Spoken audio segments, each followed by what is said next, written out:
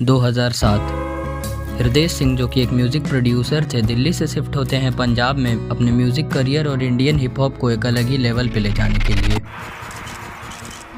पर हृदय hip hop genre में म्यूज़िक बनाते थे जो उस वक्त के पंजाबी म्यूज़िक इंडस्ट्री के लिए काफ़ी नया और एक्सपेरिमेंटल था। अब ऐसे में जहाँ हिप हॉप म्यूज़िक को चलाना ही एक बहुत बड़ा चैलेंज था, वहाँ हृदय ने हिट्स पे हिट्स दिए और उस जनरेशन के सबसे पॉपुलर हिप हॉप आर्टिस्ट बन गए Yo Honey Singh, the king of the bluetooth era.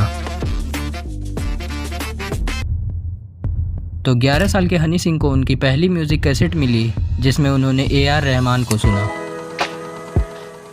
तो म्यूज़िक में उनका इंटरेस्ट तो शुरू से ही था और फिर वो साल 2000, 2001, 2002, 2003 में मैंने बीट्स बनानी शुरू करी रैपर्स के लिए, दिल्ली में लोकल रैपर्स के लिए जो इंग्लिश में गाते थे। पर फिर वो शिफ्ट होते हैं दिल्ली से पंजाब, क्योंकि मेरे पास काम नहीं था, बॉम्बे में काम नहीं मिल रहा था, दिल्ली में मैं रहता था, दिल्ली में कोई इंडस्ट्री नहीं है, एक ही रीजनल इंडस्ट्री थी जो थी पंजाब की। पर हनी सिंह का जॉनरा था हिप हॉप और उस वक्त पंजाब में भांगड़ा म्यूजिक और ढोल चल रहा था। हर गाने में ढोल बजता था। मेरे को तो यारों दोस्तों ने बोला पंजाब शिफ्ट हो जाओ, वहाँ पे तेरे को काम मिलेगा। मैं भाई मैं ढोल नहीं बजाऊंगा, I am a hip hop urban producer, I want to be international. इसे नहीं, तेरे को पैसा तो कमाना ना। Then I shifted to Punjab in 2007। और फिर हनी सिंह ने वहाँ कुछ पंजाबी सिंगर्स के लिए म्यूजिक प्रोड्यूस किया जिसमें उन्होंने कई बार थोड़ा बहुत रैप भी किया जो कि वायरल होने लगे, जिसके बाद फिर मेरे पास काम आना शुरू हो गया, अलग अलग सिंगर आने लग गए जिनके लिए हनी सिंह ने म्यूजिक बनाया, जैसे कि पंगा, गलासी एंड मैनी मोर, जिसमें उन्होंने थोड़ा बहुत रैप भी किया। फिर इन सॉन्ग्स की सक्सेस के बाद हनी सिंह ने गाने लिखना स्टार्ट किया। फिर कुछ गाने में ऐसे बनाता था जो बहुत अर्बन थे, लिखना शुरू हो गया था मैं, तो वो कोई गाता नहीं था। उसमें गाना बनाया था मैंने ब्राउन रंग, किसी ने नहीं गाया। फिर मैंने जब गाया, फिर तब से मेरी शुरुआत हुई as a solo independent singer, music producer में था और राइटर और परफॉर्मर भी। तब से फिर दुकान चल पड़ी। और फिर 11 नवंबर 2011 को हनी सिंह ने अपना पहला स्टूडियो एल्बम लॉन्च किया, इंटरनेशनल विलेजर, जिसमें टोटल 14 सॉन्ग्स थे जो एक मैसिव हिट साबित हुआ।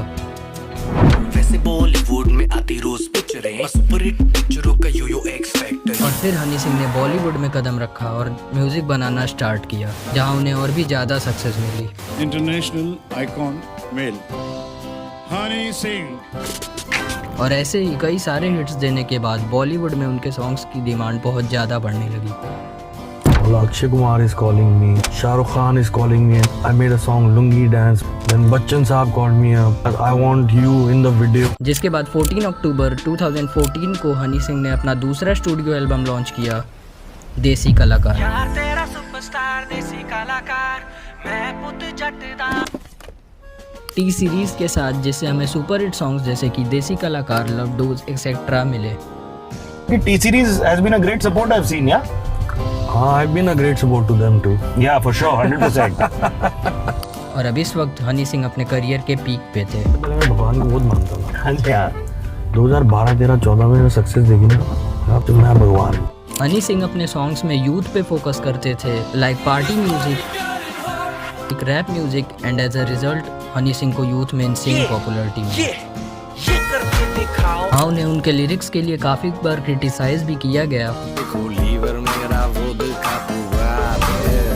पर जो नंबर्स वो टच कर रहे थे वो इतने बड़े थे कि हनी सिंह के सॉन्ग्स नहीं बल्कि खुद हनी सिंह ही एक ट्रेंड बन गए थे।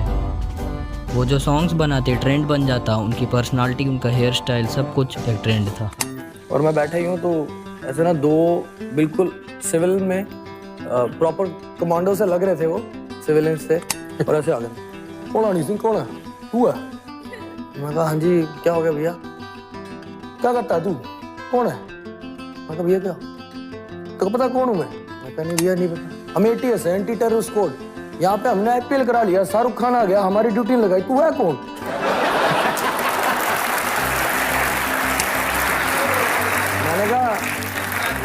मैं कहा सर मैं हनी सिंह हूँ। कहता क्या करता है तू, दुनिया पागल कर रखी है, जयपुर सारा बंद कर रखा है तूने, ATS बुलानी पड़ेगी इनको, कौन है तू? मैं कहा जी आपके घर में बच्चे हैं? हाँ है, 2 कर रखे हैं मैंने। तो मैंने कहा उनसे पूछ लो। 1 मिनट, गुड्डू तो हनी सिंह कौन है?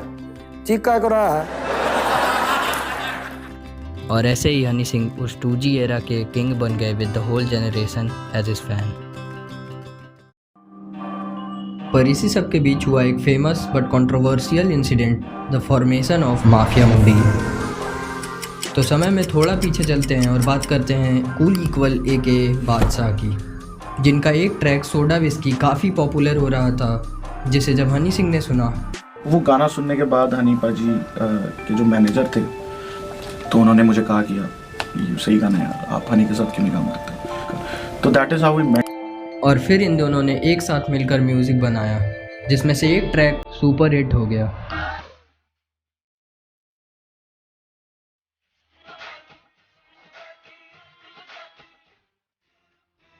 साथ ही उस वक्त रफ्तार, इक्का और लिल Golu AKA black wall street desis एक साथ अपने गाने रिकॉर्ड करके ऑर्कुट पे डालते थे, जो फिर से हनी सिंह ने सुना और फिर तो हनी भाई ने हमको फिर वहाँ पे कमेंट करा कि you guys are under spotlight, come and meet me. तो फिर हम गए वहाँ पे। अब ये तीनों सॉन्ग्स तो बनाते थे पर वो इतने पॉलिश्ड नहीं थे, ट्रैक्स काफ़ी रॉ हुआ करते थे। और फिर जब ये हनी सिंह के पास पहुँचे, जब हनी भाई मिले तो हमारा म्यूज़िक को देखने का नज़रिया बहुत चेंज हो गया। फिर हनी भाई के साथ हम काम करने लगे, हम स्टूडियोज़ जाने लगे, सीखने लगे। और फिर हनी सिंह, बादशाह, रफ्तार, इक्का और लिल गोलू ने एक साथ मिलके फॉर्म किया उस टाइम का सबसे popular DHH group mafia Mundeer. और फिर माफिया मुंडीर से काफ़ी ट्रैक्स निकले जो ऑफिशियली कभी रिलीज़ ही नहीं हुए, पर कई सारे ब्लूटूथ शेयरिंग के थ्रू वायरल हो गए। पर फिर ये ग्रुप टूटना शुरू हुआ। धीरे धीरे ग्रुप मेंबर्स ने ग्रुप को लीव करना शुरू कर दिया। इसके काफ़ी रीजंस भी थे, जैसे कि communication gap, differences in ideology. I think ideologies के डिफरेंस होता है, मतलब सोच का डिफरेंस होता है। मुझे तो यही लगता है इसलिए टूटते हैं। ईगो वीगो सब इन्हीं वजह से आता है। And this was the end of Mafia Mundeer. पर ग्रुप लीव करने के बाद भी मेंबर्स एक दूसरे पर एलिगेशन लगाने लगे, मेनली हनी सिंह पे गानों के क्रेडिट ना देने के। ब्राउन रंग लिखा है हमने, अंग्रेजी बीट का रैप लिखा है। आप ग्रुप शो का अगर वीडियो देखोगे तो वो वीडियो में एक सीन के लिए रफ्तार आता है। सारे शॉट्स काट दिए, मुझे क्रेडिट भी कुछ नहीं दिया गाने का। मैंने पहला गाना स्वैग मेरा देसी सुना था, लेकिन 10 साल बाद मुझे पता चला मैंने पहला डोप शोप सुना था। आपने गेटअप जवानी का वीडियो देखा? उस पर मेरा नाम नहीं है। एक आर्टिस्ट का सबसे बड़ा पेन क्या होता है कि उसका काम ही बाहर आ जाए। अब इस सब की एक्चुअल रियलिटी तो इन आर्टिस्ट को ही पता है, पर माफिया मुंडीर से निकलने के बाद ये सभी आर्टिस्ट अपने अपने सोलो करियर में काफ़ी पॉपुलैरिटी गेन कर रहे थे। But Honey Singh was still at the top. पर फिर अपने करियर के इस पीक पर पहुंचने के बाद Honey Singh was lost. Music industry से गायब, वो भी कई सालों के लिए। No one knows where and no one knows why. तो लोग और मीडिया अपने अपने असम्पशंस लगाने लगे। हनी, आप अभी रिहैब से आए हैं और उसके बाद ये जो गाना है इसमें मैं रिहैब गया ही नहीं कभी। खबरें ऐसी थी कि आप खबरें तो बहुत थी ना। But the reality was different. Honey Singh was suffering from a disease called bipolar disorder. Anxiety, depression कुछ भी नहीं है, वो एक सर्दी जुकाम है। मुझे कोविड हुआ था मेंटल हेल्थ का, जिसे साइकोटिक सिम्टम उस बाइपोलर डिसऑर्डर बोलते हैं। I prayed for death every day, every night. मुझसे मैं लड़ नहीं पा रहा था उससे। मैं अल्कोहलिक बन चुका था, वर्कोहलिक बन चुका था, पागल हो चुका था। और फिर जब सालों बाद वो वापस आए तो उनका म्यूज़िक, पर्सनालिटी सब चेंज हो गया था। वो वापस तो आ गए थे, but the old Honey Singh was missing. Fans एक तरफ खुश थे क्योंकि हनी सिंह वापस आ चुके थे, वहीं दूसरी तरफ इस बात से दुखी भी थे कि अब उनका म्यूज़िक पहले जैसा नहीं था। हनी सिंह अभी भी कुछ हिट्स दे रहे थे, पर मोस्ट ऑफ द सॉन्ग्स पहले वाले ट्रैक्स के कंपैरिजन में इतने अच्छे नहीं थे। हनी सिंह पहले भी हार्डकोर रैप नहीं करते थे, पर फिर भी वो सॉन्ग्स काफ़ी कैची थे जो इन न्यू ट्रैक्स में मिसिंग था, जिसके वजह से हनी सिंह, जो इतने सालों बाद म्यूज़िक इंडस्ट्री में वापस आए थे, वो एक एक्सट्रीम डाउनफॉल फेस कर रहे थे। पिछले 2 सालों से हनी सिंह के करियर का सबसे बड़ा चैलेंज बन चुका है हनी सिंह का कमबैक, जिसके लिए हनी सिंह भी पूरे एफर्ट डाल रहे हैं। जब मल्टीपल सॉन्ग ड्रॉप करने के बाद भी रिजल्ट नहीं आए, तो पूरे 9 साल बाद हनी सिंह ने अपना तीसरा म्यूज़िक एल्बम हनी 3.0 लॉन्च किया। पर इस एल्बम के भी स्टार्टिंग के सॉन्ग्स काइंड ऑफ फ्लॉप हो रहे थे, जिससे हनी सिंह के कमबैक की उम्मीदें फिर से ख़त्म होने लगी। पर तभी हनी सिंह ने कला स्टार का टीज़र ड्रॉप किया, जो देसी कलाकार का ही सीक्वल है, और ये टीज़र यूट्यूब पे ड्रॉप होते ही नंबर 1 ट्रेंडिंग पे आ गया और most viewed Indian song teaser बन गया। And same is the song. पर क्वेश्चन अभी भी वही है, क्या इस सब से हनी सिंह का कमबैक हो जाएगा? तो हनी सिंह के हिसाब से उनका कमबैक होगा। दुनिया जैसे पागल करी थी ना मैंने 2011, 12, 13, 14 में, वो पागल करनी है वापस से। पर उस लेवल की पॉपुलैरिटी इस टाइम में रीगेन करना किसी भी आर्टिस्ट के लिए ऑलमोस्ट इम्पॉसिबल है, क्योंकि हनी सिंह ने ब्लूटूथ के टाइम पर म्यूज़िक बनाया, जो कि एक चैलेंज तो था, पर साथ ही उसका एक एडवांटेज भी था। उस टाइम पे ऑडियंस के पास चॉइस भी कम थी और म्यूज़िक का एक्सेस भी। ऐसे में लोगों को वेट रहता था सॉन्ग्स के ड्रॉप होने का। और अभी के टाइम पर हर महीने एक नया सॉन्ग इंसेन ग्रोथ दिखाता है और अगले ही महीने उसे सब भूल जाते हैं, जो हनी सिंह भी समझ रहे हैं, पर इसका ज़्यादा कुछ किया नहीं जा सकता। Today I have 52 songs in my bank. I can't say on one song. ये नहीं कि मेरा कॉन्फिडेंस हिल गया, सीन ही चेंज हो गया।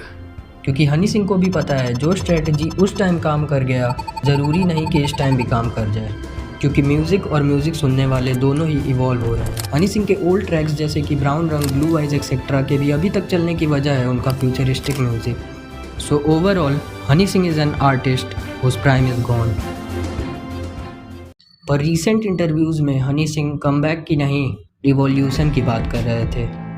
मैं एक्चुअली कमबैक नहीं करना चाहता, मैं जो किया वही दोबारा करना चाहता हूँ। मैं रेवोल्यूशन लेकर आया था और जब तक अब दोबारा रेवोल्यूशन नहीं लाऊंगा मैं घर नहीं बैठूंगा, क्योंकि उन्हें पता है कि तब से अभी तक म्यूज़िक सीन काफ़ी चेंज हो चुका है। तो रिवॉल्यूशन का मतलब मोस्ट प्रोबेबली एक न्यू काइंड ऑफ म्यूज़िक से है, जो कि अगेन फ्यूचरिस्टिक होगा, क्योंकि एक आर्टिस्ट को ये पता होता है कि उनके ऑडियंस उनसे क्या चाहती है।